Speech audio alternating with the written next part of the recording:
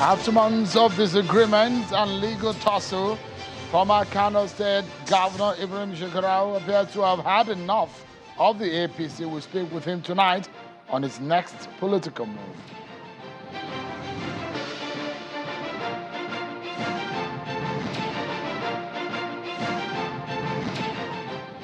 And the federal government speaks on its concern over IPob's activities on Facebook.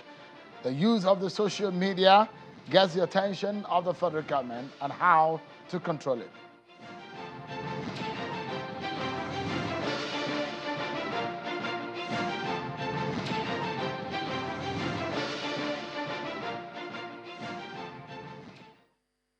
Beautiful weather sets a very good tone for us to get talking on the major political issues in the land.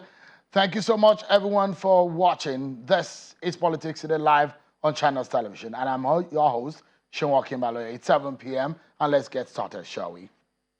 We begin by letting you know that the federal government is not very comfortable about some of the activities of the proscribed indigenous people of the Afra, IPob, and its usage of social media to propagate its agenda. Today, the federal government said it has no plan to suspend Facebook over alleged use of its platform to incite violence in Nigeria. The Minister of Information and Culture, Lai Mohammed, says the federal government is in talks with a social media company and they have promised to take action against such posts on its platform. Take a listen to the minister. I had a very fruitful meeting with Facebook yesterday, and at that meeting, we expressed our displeasure that Facebook was becoming a platform of choice for those who stay outside Nigeria, in particular, to incite violence, killings, burning of government properties, killing of soldiers and policemen, and that they should do more than what they are doing now in looking at the contents which are unwholesome, which are being used on their platforms. Facebook saw our point, and they said they are going to do much more than what they are doing. So if they do that, why would we ban them? We don't ban for banning's sake. We would only suspend operations if, for any reason, security lives are threatened and they do not listen. But we're in the process of engagement. That's the Minister of Information on the IPob and his activities on Facebook and what he's doing to control that situation. Well, when the minister was asked about those of his colleagues who are running for political positions and whether or not they've resigned their position, this is what the minister said. Ministers returning or not going. I think you need to give me more time so that I can tell you exactly what the situation is. Right now, I need to cross-check. I need to confirm again from Mr. President what the situation is.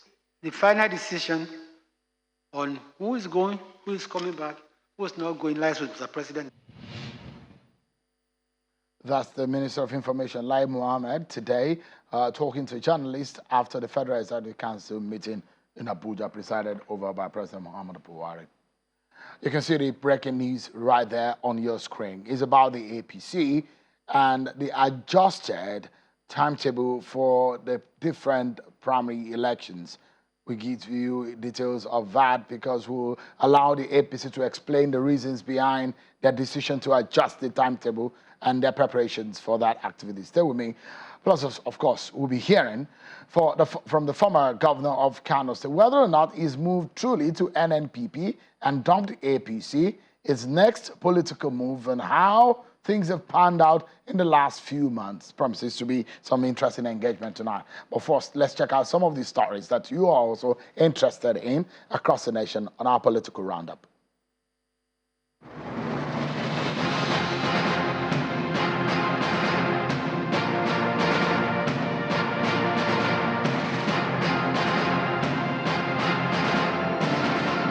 The Lagos State Governor, Mr. Babajide Sanwo-Olu, has placed a total ban on the use of motorcycles, popularly called okada, for commercial transportation in 6 local councils and 9 LCDAs of the state.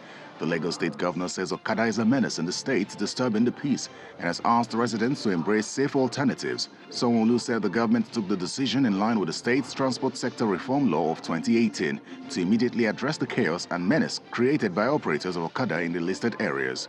Sanwo-Olu told the police to enforce the order without compromise, sternly warning that the state government would not condone any security formation that relaxes the new ban in its jurisdiction. The whole of Ikeja local government, the whole of Sule local government, the whole of Etiosa local government, the whole of mainland local government, the whole of Apapa local government, and the whole of Lagos Island local government. A total ban. The Lagos State Governor, Mr. Babajide Sanwo-Olu, has appealed to leaders and members of the All Progressives Congress to conduct themselves in a peaceful manner during the forthcoming primary elections and congresses of the party in the state. He also appealed to them to abide by the tenets of the ruling party during the primary elections, as well as the elections of local government, state and national delegates. Governor Sanwo-Olu made the statement during the Lagos APC stakeholders meeting held at the party secretariat in Akme Road, Ogba, on Tuesday. National leader of the All Progressives Congress, APC, and presidential aspirant Bola Tinubu, in continuation of his meeting with delegates and stakeholders in the party, has visited Ilorin, the capital of Kwara State, ahead of the APC primary election. Tinubu assured the party members of his readiness to change the fortune of the country if elected. He made his first stop at the palace of the Emir of Ilorin, Ibrahim Sulugambari, where the monarch gave him his royal blessings. At the banquet hall, the presidential aspirant told party delegates that he is the right man for the job, as he described himself as someone who can chart the path to success and navigate the nation towards prosperity. I can. I believe in it. Because in education, that is the greatest weapon against poverty. The youngest presidential aspirant under the platform of the APC, Nicholas Felix, is expressing his commitment to work for the progress of the party ahead of the party's primaries. Addressing journalists after meeting with the national chairman of the party, Senator Abdullahi Adamu, Mr. Felix says he is ready to work with the party and accept any decision of party leaders. We are willing to work with the party. If it's a consensus, we have to know exactly why and who, and then all of that will be put in place. So I won't jump and say just yes. I hope if the consensus will favor me, because Nigeria needs a youth. Former Vice President and presidential aspirant of the People's Democratic Party, Atiku Abubakar, says he is coming up with 5 key priority areas in addressing challenges confronting the country if voted as president. Atiku stated this at the Katsina PDP headquarters while meeting with delegates ahead of the party's primaries to solicit their support for his presidential ambition. Every part will have a sense of belonging. Every religious state will have a sense of belonging. No part will discriminate against it. It is only when you do that, then you can have the unity of this country. Another PDP aspirant is Mohammed Hayatuddin, who is also on the road in Cross River State to canvass for support of the PDP members ahead of the party's primaries, where he promised to fix the security challenges faced by the nation if he emerges as president. And former Senate president and presidential aspirant of the People's Democratic Party, Bukola Saraki, says he is prepared to put an end to the incessant security challenges facing the country if elected Nigeria's president in 2023. Mr. Saraki stated this while addressing party delegates during his visit to Kebbi State. The former governor of Jigawa State, Tani Muturaki, is renewing alliance with old political acquaintances in the People's Democratic Party in order to wrestle powers from the All Progressives Congress in the state. The former governor told journalists after a meeting with PDP stakeholders in Kano State that he is going to end money politics in Jigawa State. According to him, his comeback to the PDP is to checkmate the new trend of money bag politics in the state. A federal high court in Osogbo has affirmed Senator Ademola Adeleke as the authentic candidate of the People's Democratic Party in the July 16 governorship election. Prince Dotun Babayemi, a factional candidate of a group within the party, had approached the courts to declare the governorship primary conducted by the group as authentic and affirm his candidature. Delivering the judgment, the presiding judge, Justice Nathaniel Ayo Emmanuel, said Dotun Babayemi did not participate in the primary election as he declared Adeleke as the authentic candidate. And after failing to purchase the nomination form of the All Progressives Congress, a former member of the APC, Adamu Garba, has obtained the presidential nomination form of the Young Progressives Party. He promises to unite the country and promote economic development if elected president in 2023. Mr. Garba was only able to raise the sum of over 83 million naira before the APC stopped selling its forms.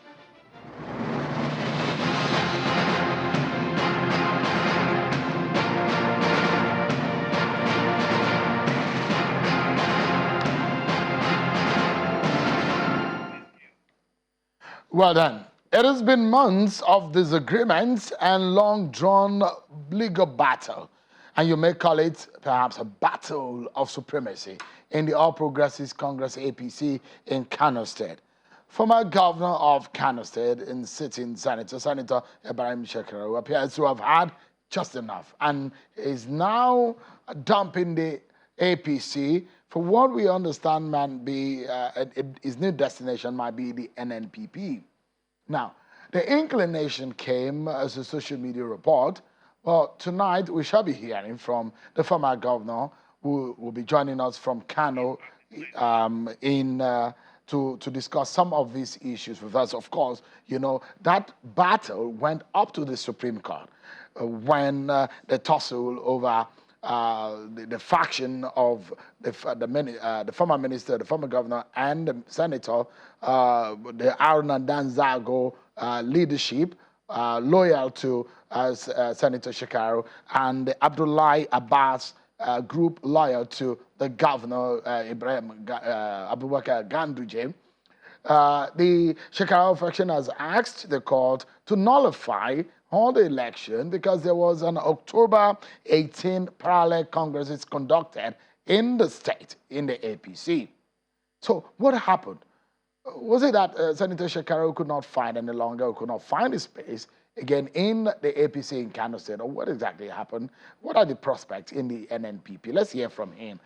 Senator Ibrahim Shekarau, former governor of Kano State, joins us live from Kano. Thank you so much, Your Excellency, for joining us tonight.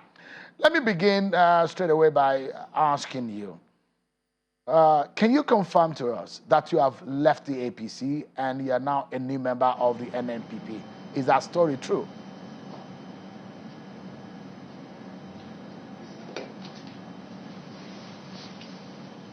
Yeah, that is very true, Sheun.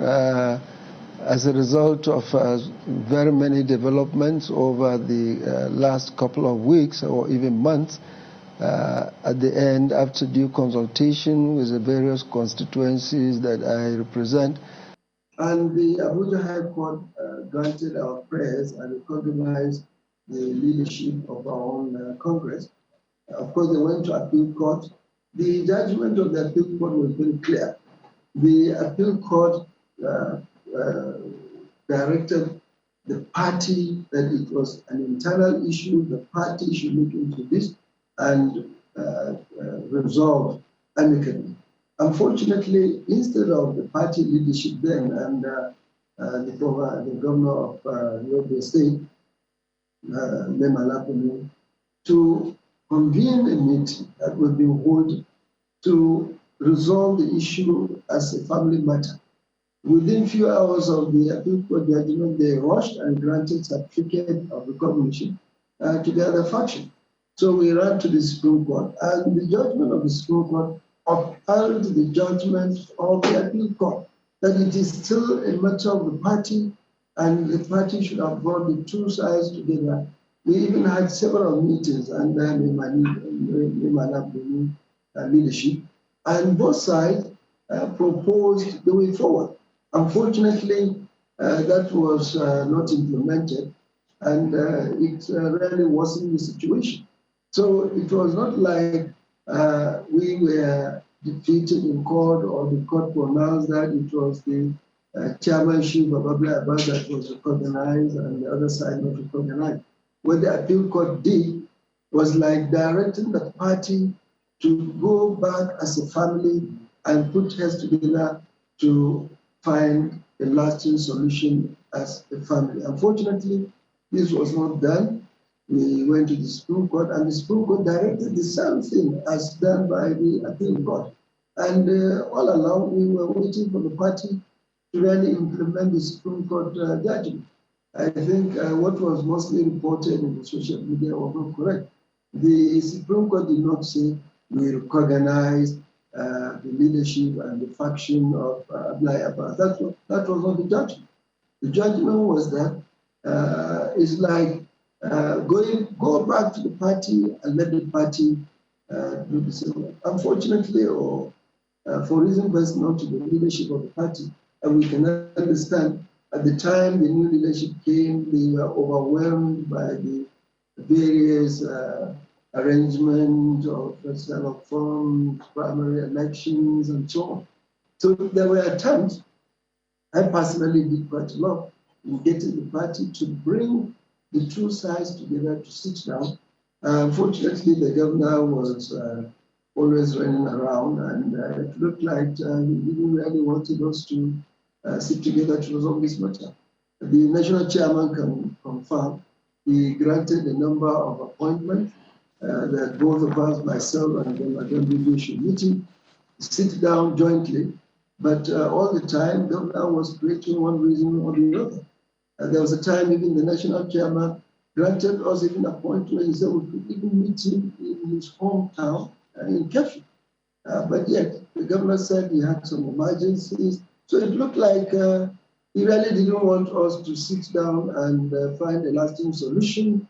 And there have been agitations back home. And we even sent out people to do some what we can call like a referendum. We sent delegation to all the 44 local governments and 484 wards in Kano.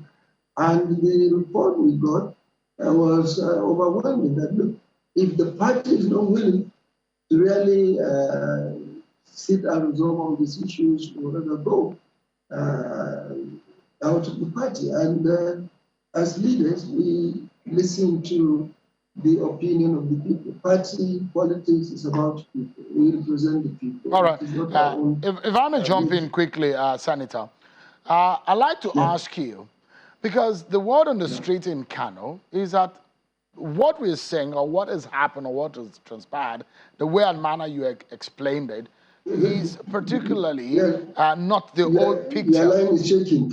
All right. Can you hear me now? So I'm going to ask you. I can hear you now. Come again. Absolutely, yeah. So the word on the street in Kano, especially in the APC, is that what the picture you painted in how you narrated it tonight is perhaps not the 100%, the whole picture, the whole story. What we understand now that is playing out is that it's a battle of supremacy between Ganduje and Shekarau. This is a personality war between both of you. That is what some of your followers are saying. No, that is not correct. I never had any personal quarrel with Abdullahi Umar Ganduje. It wasn't a personal thing at all. We've never had any quarrel. The issue is institutional. It's not personal. There is nothing personal that I will gain.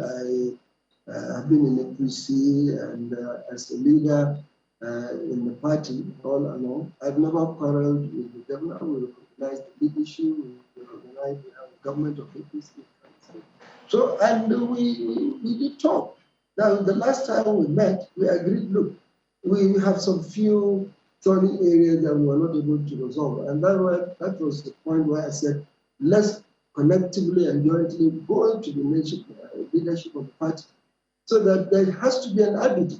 You see, I'm representing a group and he is representing a group. It wasn't anything personal. We were just playing our role as leaders. There isn't any supremacy thing about it. What supremacy will I be fighting? But Your Excellency, if I may ask, do you regard him as your leader? Of course, he's a leader in Kano. No, I'm asking if you recognize him as a sitting governor, because the reference they make is whether or not the total agreement that you're an ex-governor and is a sitting governor, and the realization of him being the leader of the party in the state at the moment, you being his former boss. No, not at all. I have never disagreed with him. He is a leader in Kano. He is leader of the government of APC in Kano. That's not dispute. You see, where we just disagreed and where some people are making the misinterpretation, the Nemala leadership formed what you call a committee to resolve the matter. Unfortunately, he made Governor Ganduje the chairman of the committee, Governor of Zamfara as a member, one Senator Abali from Katsina as a member, former Speaker Dogara as a member. And then he said we should go to Kano and see. I said, look, this is not correct. We are challenging a certain group being led and presented by Governor Gandhi. There's no way when A and B are disagreeing as a group, and you make a leader of the other group as chairman of the resolution of the matter. That's why we disagreed. We disagreed with Gandhi leading a committee to resolve this matter. So this is different from recognizing him as a leader of the party. All right, so if I may jump in again, Senator, is to ask you again, there is an arrangement we understand that, if you call it a quota system, arrangement of how to run a party, the joint leadership arrangement. How did that pan out? Did that work, or that was the bane of the issue, is it? That is one of our quarrels. You see, the governor, there was no time from 2019 to date. Most of us as leaders and elders of the party, we never had any meeting, nobody is being consulted, nobody is aware of what is going on. As far as the government is concerned, he is leading the government, so we're not quarreling. He has the right to run his government the way he wishes to run. But party affair is about people. And when the congresses came, nobody was contacted, nobody was briefed. At least all of us. You can ask Senator Barrow, you can ask Senator Kabiru there, and a few elders of the party in Kano. None of us was involved, none of us was briefed. That is the provision of the caucus of the party. There has never been any caucus meeting. There's provision for elders meeting. There has never been one. And that was the beginning of the problem. Look, we are representing people, and we need to be involved. Our people have been asking questions as what is going on, what is happening. Our main quarrel is non-inclusiveness in the process of party affairs. That is all. But Senator, and that was where it started. Yeah, okay. If you look at me, these are your grief. This is what you were not happy about. But clarify for us tonight and let us know whether it's true or not, because we understand that you were asking for 20 seats in the House of Reps. You were asking for 20 seats in the House of Assembly. You asked for deputy governorship seat, and you asked for about 10 commissioners. Plus that, we understand that the governor has considered to give you a return seat to the Senate, and that you were not satisfied, that you wanted more. No. You see, it's not about me. You see, the question of I returning to the Senate or anything like automatic ticket is far, far away from the issue. It's not about me. It's about the involvement of the people. I told you it all started as a result of non-inclusiveness in the congresses conducted in the state. People sat down somewhere, I wrote all the executive of the party, 484 words, not a single input from any of the elders of the party. And all the 27 executive members in all the 44 local governments in all the 484 words were formed by a small group. And that was our quarrel. It's not about me contesting. And the idea was, let's get together and discuss.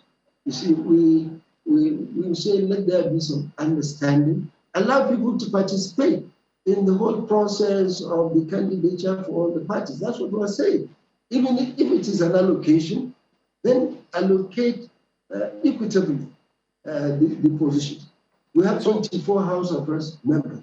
And we said, if the governor is allocating the way he wishes, without consulting anybody, who contests that, I said, why do you want to take all the 24 without any consulting? Yeah, Your Excellency, apologies to jump in again. Apologies. The allegations on the other side is that when you were governor, you never would have allowed such demands as you are asking now or some of your followers what the demands No, you're no, no, asking. no. And you never allowed such. What And why are you asking for No, such terms now? I disagree.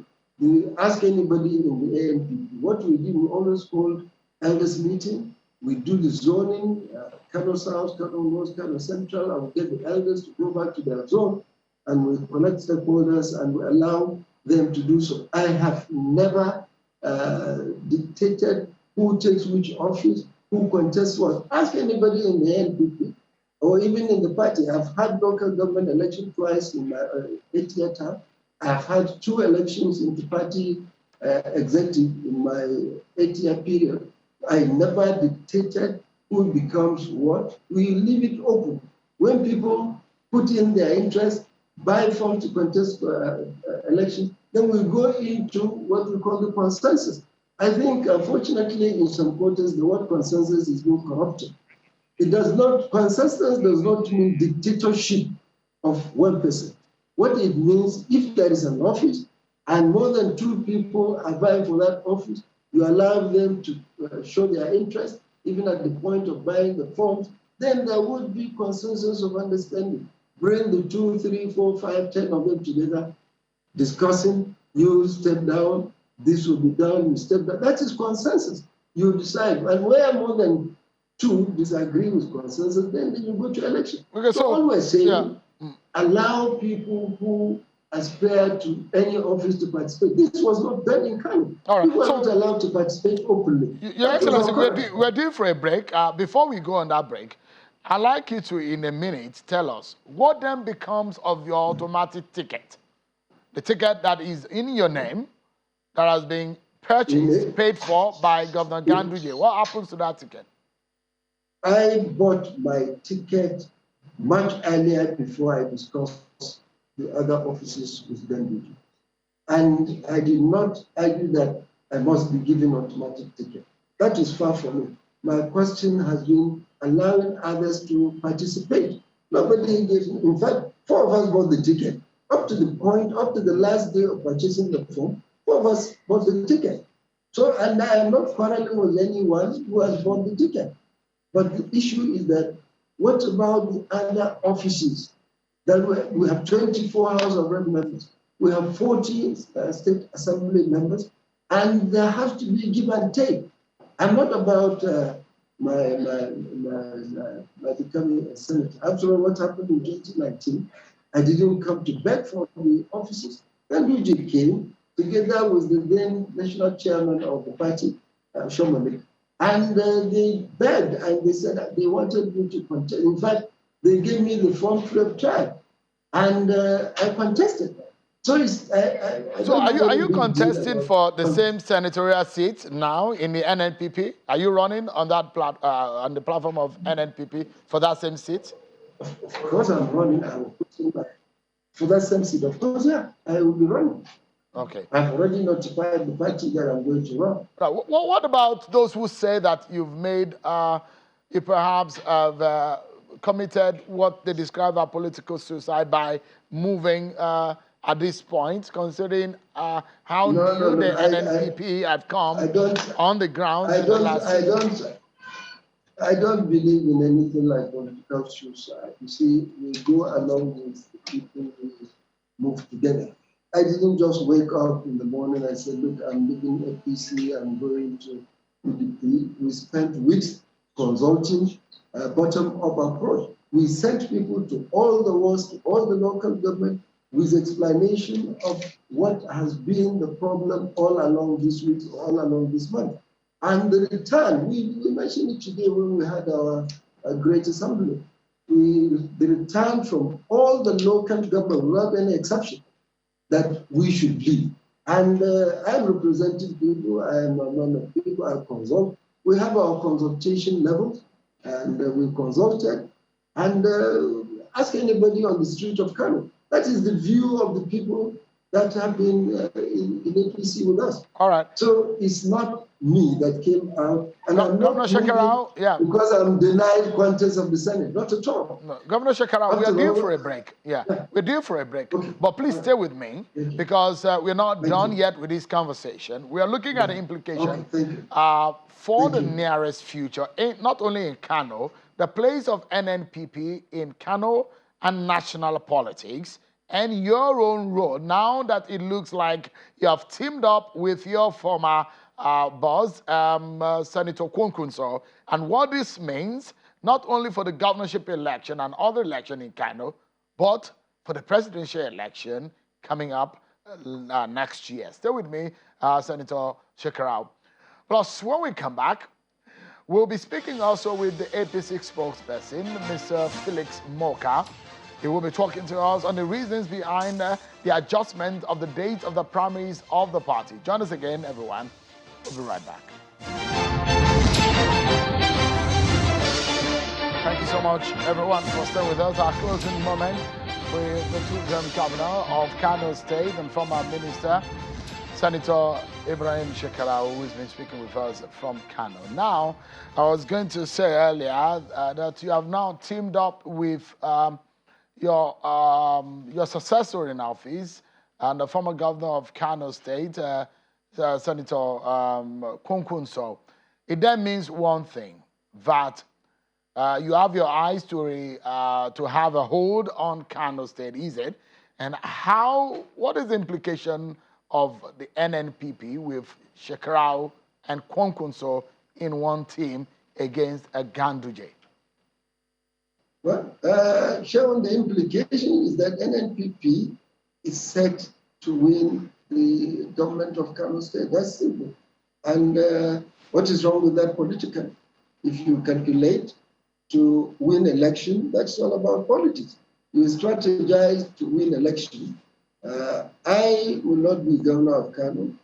Kwonkwontso will not be governor of Kano. But certainly, as leaders in Kano, our concern, number one, is Kano. Let there be a stable, credible leadership in Kano that we will all be proud of. So there's nothing wrong if we bury our differences, political differences, and get together to join hands together and make Kano great. I think that is a very welcome development. It is a very good one. We have a moral responsibility as leaders and former leaders in Kano, regardless of which political party we belong, regardless of our political opinion, to look back and make sure Kano remain with its famous position. But so how easy would that be, Senator Shekarau? How easy will it be to take for an incumbent party, to take power away from an incumbent party? You see, Shehu now will be the wrong person to even ask that question. In 2003, with my party ANPP, which you may call small party in quote, we defeated the almighty PDP of that day. I defeated a sitting governor of PDP. The central government and the party could not believe it.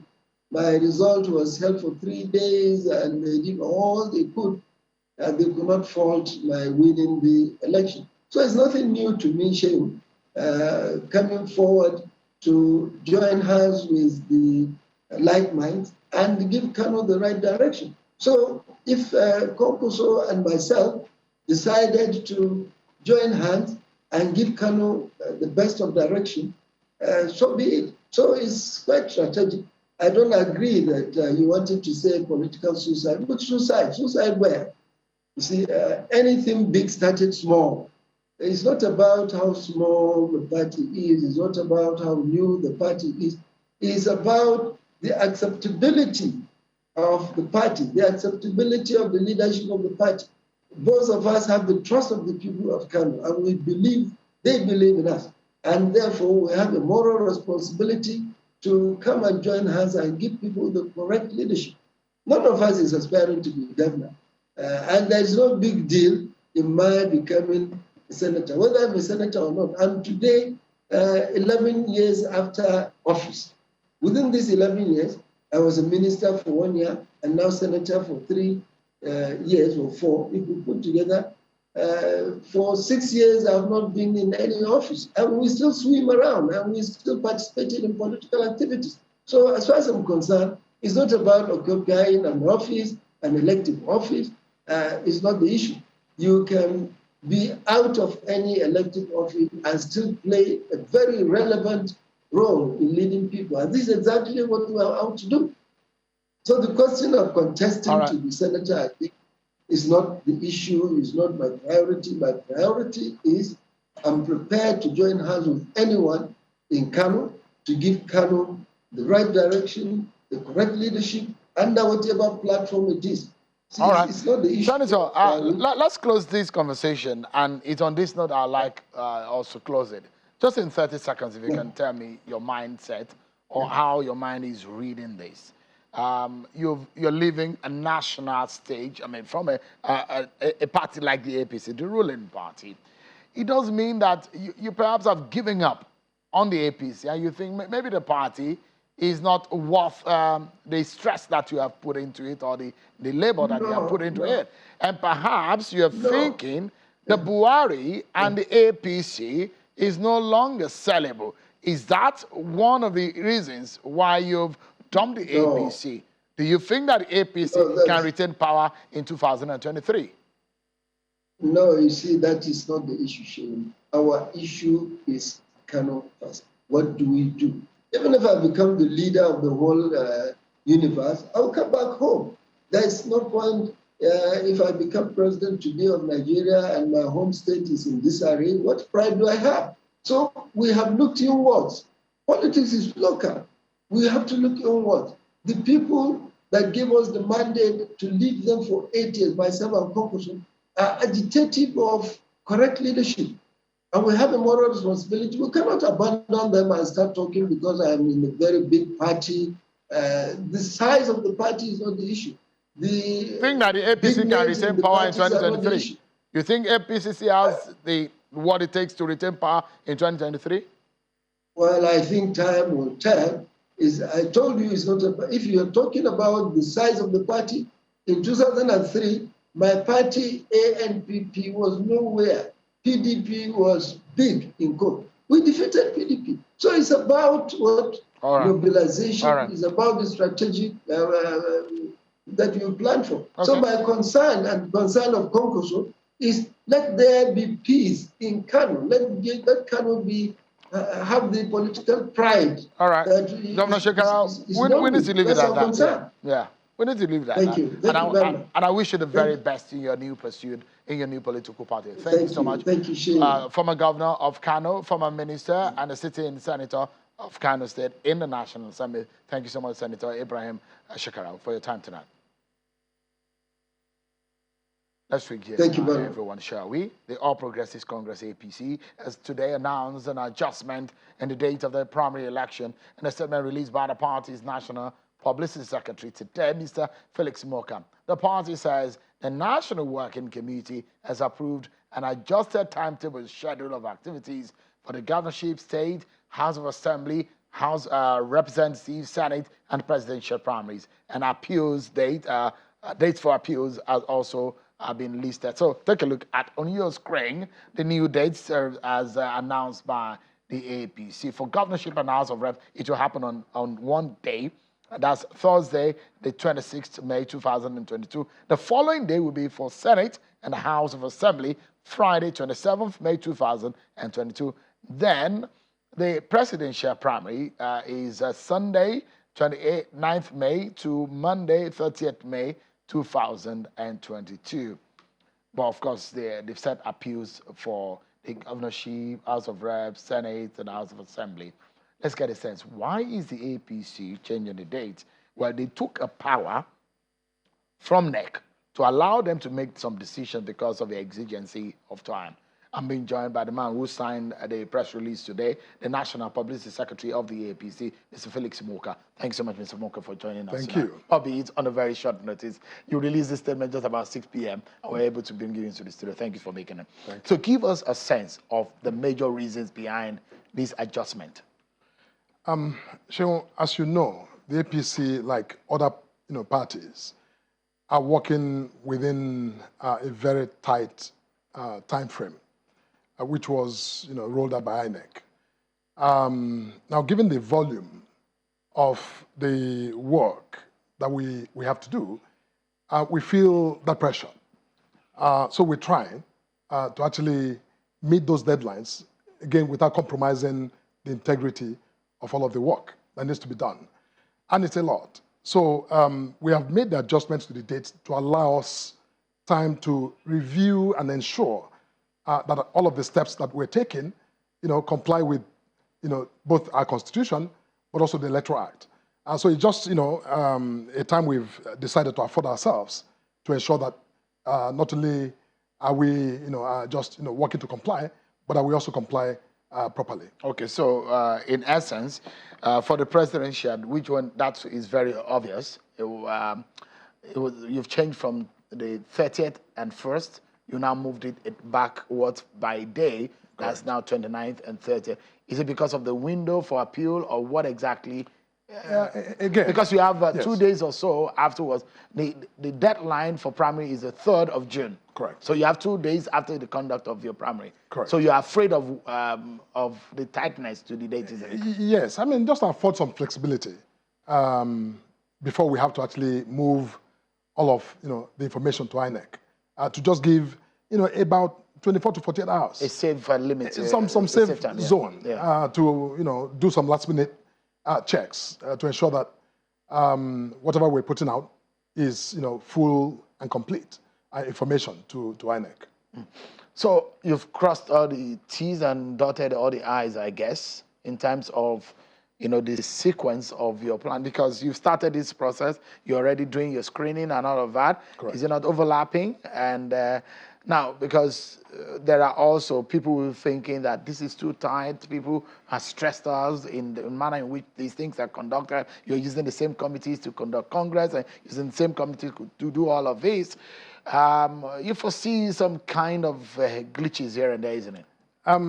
Even if you had a year to do that, there might be glitches. I mean, glitches are a part of, the expectation, which is why you plan against them. Mm-hmm. So in this case, we're buying a bit of time to ensure that if, there are glitches, we're able to fix them before we have to push information to INEC. Okay. Because once they go to INEC, you can't recall them. So you moved it back. It has now affected the Senate and the governorship. So you've moved it a day. All of those things, all of those ones also have moved backward by a day, isn't it? Well, it depends on how you're looking at it. So since you moved the presidential backward by a day, the others also automatically are affected. Well, if you say backward, actually, it's supposed to be forward because, we're bringing it closer. So, the point is, either way, for now, we were supposed to actually start our primaries on Friday. Yeah, We've moved it now. Correct. To Thursday. To Thursday. Which is 26th. The 26th of May. Mm-hmm.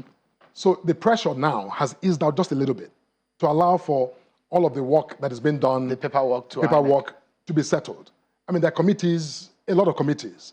They turn in their reports, and out of those reports, we are gleaning information, distilling information, and actually preparing documentation for INEC. So what we've done is just to, just take a little more time to give some flexibility to enable us to actually, correctly, sieve out the information we need. That we then go on to INEC in a way that is accurate and reliable. Confirm to us the venue. Is the Eagle Square? For the presidential? We believe it's the Eagle Square. We're making arrangements for that, but I can't, confirm for sure. Because we're reading now that that's where you've chanced the PDP in the usage of that venue. Chanced in the local parlance. I don't know about that, but I'm quite sure that my colleagues... They say you bullied the PDP in usage of the venue. I mean, I understand that they were also planning to use the Eagle Square. And their own is supposed to happen on the 28th and then 29th. Automatically, that is going to affect theirs. But I'm not sure you're thinking about them anyways. You're just concerned about yours. Yes, we're concerned about ours. And I'm sure that they're quite able to, also be concerned about theirs and to make... proper choices in terms of... So it is Eagle Square? I'm hesitating to confirm because that arrangement is being made by another department. So that's not my department. I don't have, confirmation that it's been confirmed, as the venue, but I know that it's certainly, we're looking at that. It's going to be a nightmare for some of us who live in Abuja. if the two parties are holding their primaries, we know what happened the last convention of your party. Even when PDP hold their convention in Abuja, some part of the town is shut down. The central area of Abuja shut down. So now imagine if PDP conducts their primaries on the 28th and 29th, and you begin your own on the 29th and 30th. It's going to be a lot. Can imagine. I can imagine. Yes, it's going to be a lot. There's no. Maybe Abuja residents should just go on holiday and come back after your primaries. As long as you're willing to pay for it. Absolutely. I mean, but in the real sense of it, give us an understanding of the aspirants, because there are confusions about those who have dropped out, those who are in, those who are out. Who are those in? Who are those out? If you can bring back the list of the aspirants, which of the ministers, because we understand some of them have reneged, some of them went back to their jobs, and so do you have the list, the authentic list of those who are on now? I can't exhaustively provide you that information for the fact that some of those who you say have reneged may have done so in the public space, but have yet to officially communicate that to the party. And those things don't necessarily happen at the same time. Sometimes these things, go out to the media, and we all, read it and then, gain the understanding that those individuals may be pulling back. Whereas, as far as the party is concerned, especially for those who have made their submissions of their forms, we yet don't have information, confirming or notifying us of their decision. So, for some of them, it's a bit, iffy, if you will. But what list do you have? Do you have a list that we can get some knowledge of? What I have at this time. How many people on your list? We have 28 altogether who purchased forms. Okay. And at the last count, we have about 25 who made submissions of those forms. So 3 of them did not. Who are those 3? That will be Senator Chris Ngige. Okay. We have Godwin Emefiele, and then we have Temipri Silva. The 3 of them did not submit. Correct. But what happened? People purchased forms for people, and some of them denied. I wasn't in. I mean, how did your party allow such to happen? No, people purchasing forms in the names of other people. Shemun, isn't that fraudulent? No, it's not. If I believe very strongly that you will make a good president, and I have the resources, it's purchase. You see, at the time of purchase, there are no filters, so to speak. You come, you indicate, the office you are trying to purchase, form for, make the payment. Payment is confirmed, and a form is given to you. It is at the point of submission that the actual verifications, begin, where we begin to check, all of the requirements, whether you actually meet those requirements. For example, whether you're a party person, or whether you, all of the things which the guidelines, set out for eligibility to run. It is at the point of submission that we begin to actually, do that checklist of those things that should be there. But otherwise, at the point of purchase, we're selling forms. Well, yes. I know your party wants to make money. You've made about 2.8 billion on presidential forms alone. Your party is very rich now, is it? You are happier than you were the last time when you said you were looking for money. And you think it's because of the money, right? No, it's not. But it's good. It's good. 2.8 billion sounds like a good money. It gives us. We have a lot of work. Look at all the committee members that are out there, working for the party now. Just yesterday we inaugurated about 444 members who are traveling around this country, living in hotels for the number of days that they have assignment to do. It costs money to move them around. Okay. So yes, so it gives us some, flexibility to do our work. A lot of flexibility, not some. A lot. Some flexibility. Felix Moka, yes. The National Public Secretary of the APC. Thank you so much indeed for coming tonight and clarifying these issues. Thank you. Appreciate it. So that's our show for tonight, and that's how we end it. Thank you so much, everyone, for watching. I'm Shekarau. Bye for now.